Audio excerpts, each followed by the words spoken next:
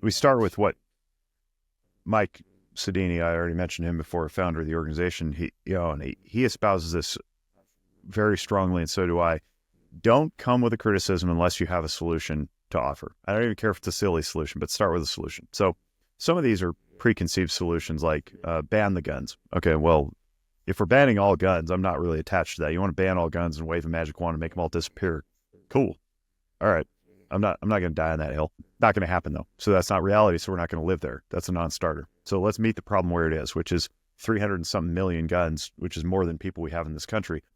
What do we do now? We meet the issue where it is. So some people will say, all right, magazine capacity restrictions. All right, well, I'm in the suicide prevention realm. So how many bullets does it take to end a life? You're gonna ban what?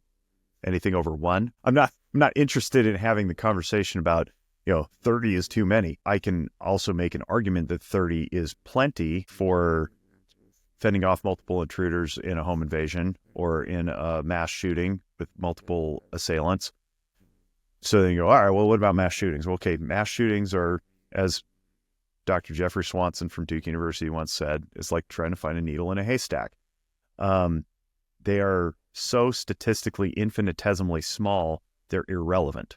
Now, I know that perks people's ears and is like, well, you said mass shootings are irrelevant. No, I said they're statistically irrelevant, and there's a big difference there.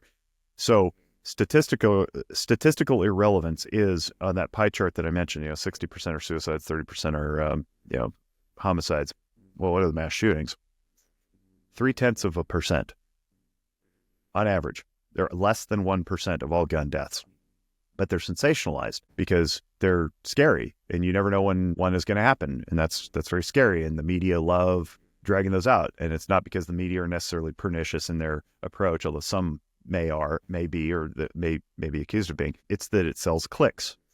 Media is driven by advertising. Advertising requires eyeballs. So the more eyeballs you can get, the more advertising dollars you can get. And the way you get eyeballs is stimulating the limbic system, chiefly through fear or excitement.